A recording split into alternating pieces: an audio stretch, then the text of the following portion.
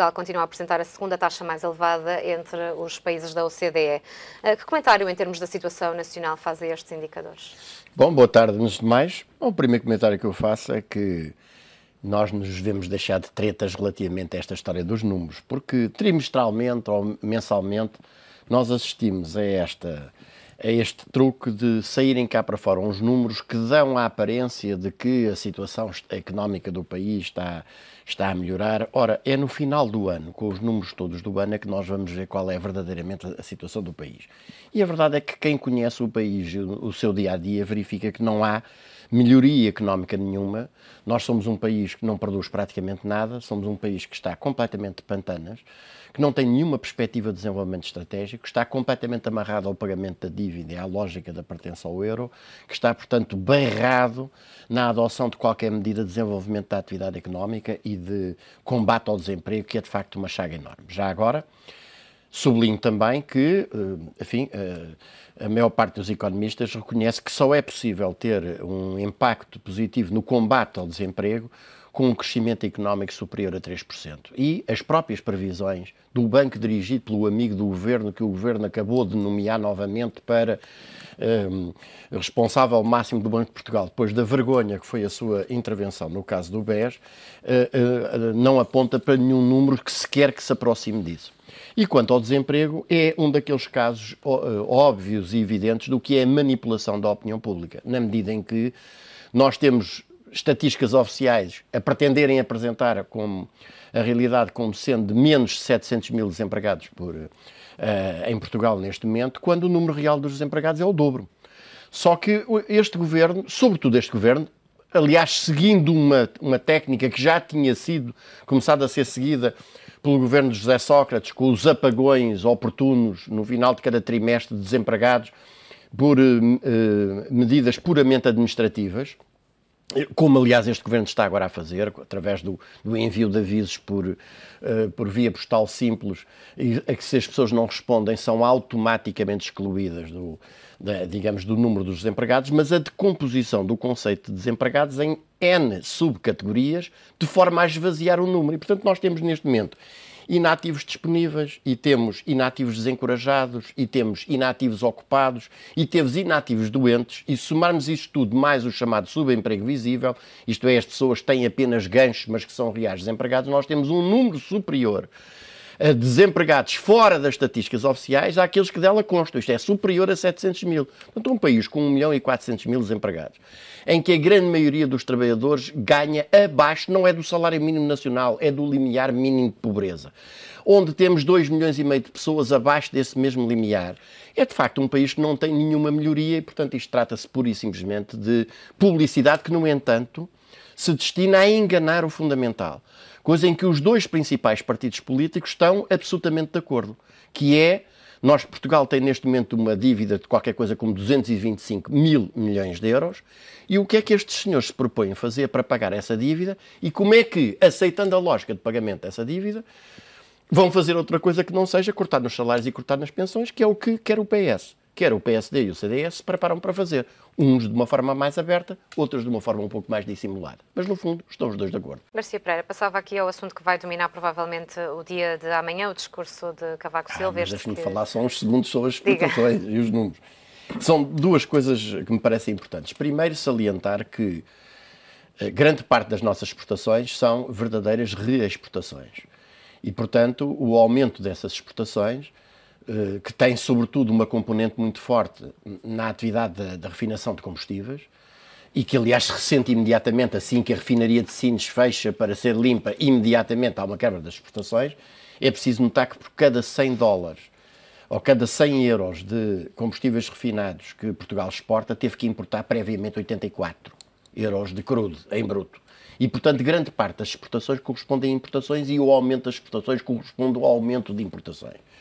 Em segundo lugar, chamar a atenção também para o facto de que é muito significativo que as coisas essenciais que neste momento, designadamente os partidos do governo, estão a discutir, como medidas que têm de ser tomadas para garantir que o déficit fica dentro dos limites que são impostos pelas instituições europeias, se resumem a isto: cortar salários e ou cortar pensões. Portanto, a questão permanece. Isto é, O programa de qualquer dos dois partidos, quer do PS, quer do PSD, é importante por aquilo que dizem e por aquilo que não dizem. Aquilo que dizem é, nós vamos permanecer no euro e nós queremos pagar a dívida. Aquilo que não dizem é, que permanecendo no euro e pagando a dívida, nós vamos ter que cortar nos salários dos funcionários públicos e vamos ter que cortar nas pensões. E, portanto, isto mostra que, por aqui, não há solução possível para o problema. Isto é, esta aceitação do pagamento da dívida e a lógica da permanência no euro é impeditiva de qualquer plano de desenvolvimento da economia nacional e de resolução do problema do desemprego. Discurso de Cavaco, ainda à sua pergunta. Parece-lhe que é possível aqui evitar, então, os erros do passado, como pediu Cavaco o ano passado com esta exigência de prudência e de realismo para evitar uma nova situação explosiva? Eu devo dizer Estamos que os discursos de Cavaco Silva não me merecem o menor interesse nem o menor respeito. Cavaco Silva é o grande sustentáculo do governo e é o principal responsável pela situação de fome, miséria e desemprego em que hoje o país se encontra. Este governo só se aguentou até agora porque teve por debaixo a mão de um indivíduo inculto, completamente inculto, reacionário, que tem da Constituição uma visão completamente inconstitucional e, portanto, os respectivos discursos são uma série de barbaridades reacionárias que eu acho que com o qual nós não devemos perder um segundo. Agora, há uma coisa que nós nos devemos preocupar. Eu creio ter ouvido dizer, na peça designadamente, que este seria o último discurso oficial, mas não será, porque, evidentemente, ainda vem por aí fora o discurso da marcação das eleições e o discurso do fim do ano, etc. Mas será o último 10 de junho, isso sim. O que eu acho é que Cavaco Silva, exatamente pelas responsabilidades graves que tem na situação do país, o que deveria era estar a começar a preparar o seu discurso para, quando das eleições legislativas, com a derrota dos partidos do governo, e em particular do partido dele, do PSD, ele devia apresentar nesse mesmo dia exatamente a sua demissão e devia começar a preparar o seu discurso desde já. Isto é, um Presidente da República que se empenhou até ao fim, violando a Constituição todos os dias, para meter a mão por baixo ao governo do seu partido e aos seus amigos particulares, desde o Dias Loureiro aos elementos ligados ao BCP e companhia, e ao BPN, etc., é um Presidente da República que, no dia em que o partido que ele ajudou a sustentar e conduziu o país à situação absolutamente calamitosa em que hoje se encontra, perde as eleições, ele deve apresentar nesse mesmo dia a sua demissão do cargo. Porque, infelizmente, nós não temos em Portugal um sistema de afastamento de um Presidente, o impeachment, um sistema de afastamento do Presidente da República que, por via constitucional, permita destituir do cargo um indivíduo que, tendo jurado respeitar e fazer respeitar a Constituição, aquilo que faz é exatamente o contrário para manter os amigos no poder. E, portanto, discursos de Cavaco Silva são uma inutilidade e uma vacuidade completa. Eu acho, aliás, o que a gente deve saudar aqui é o alívio que vamos ter por não termos que aturar mais discursos de Cavaco Silva. Mas, já agora, e a propósito do 10 de junho, eu saliento aqui duas coisas. Primeiro, os locais que este personagem escolhe para levar a cabo estas cerimónias, que são supostamente cerimónias de celebração nacional, em que todo o país devia ser unido. Este é o Presidente da República que, no discurso da tomada de posse, não nos esqueçamos nunca disso, declarou que não era o português, o presidente de todos os portugueses, mas apenas daqueles que tinham votado nele. E, portanto, este indivíduo está, sobretudo nos últimos anos do seu mandato, a escolher as localidades do Cavaquistão. Não há mais cidades no país para fazer, ou ele pensa com isto evitar as vaias que teve no ano passado na Guarda e que seguramente este ano se vão repetir em Lamego. Portanto, isto por um lado. Por outro lado, quanto à lista das personalidades que este personagem escolhe condecorar, agora provavelmente esperará que nós comamos bastante queijo e nos esqueçamos que condecorou personagens de mérito empresarial evidente como Zainal Bava. Este ano escolheu o responsável máximo da empresa de televisão,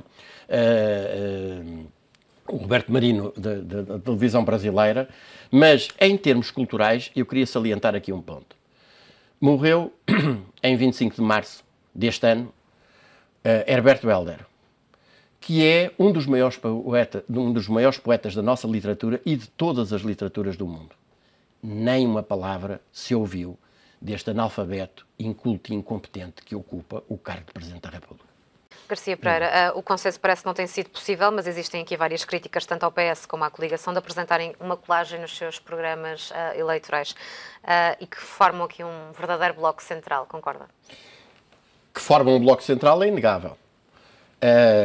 O apelo aos consensos e à estabilidade. Bom, nós tivemos 40 anos de estabilidade antes do 25 de Abril e depois disso tivemos 2 períodos de estabilidade, 10 anos de maiorias absolutas, uma das quais com aquele que está hoje na presença da República. Eu acho que de facto está tudo virado neste país e as pessoas já nem sequer atentam muito como é que é possível, por exemplo, que o principal responsável, o coveiro de todas as atividades de Portugal ligadas ao mar, tenha a suprema lata de aparecer agora como uma espécie de paladino e defensor das atividades do mar. Portanto, isto em matéria de política, nós atingimos o grau zero e faz-se apelo a total apagamento da história e ao branqueamento da história. Cavaco Silva é o principal responsável pela extinção da Marinha de Comércio, da Marinha de Pesca, de tudo o que eram as atividades ligadas ao mar. E agora aparece, como é das latas, é o principal responsável pelo bloqueamento do futuro aos jovens. E agora aparece a fazer conversas aos jovens. O apelo ao Bloco Central, atenção, é o que há de mais perigoso para o povo português. E é preciso dizer isso com toda a clareza. Porque a situação mais perigosa que se pode desenhar nestas eleições é o PSD e o CDS perderem as eleições e serem castigados, de facto, pela política antipopular que aplicaram de uma ponta à outra ao serviço dos credores estrangeiros, em particular da Sra. Merkel.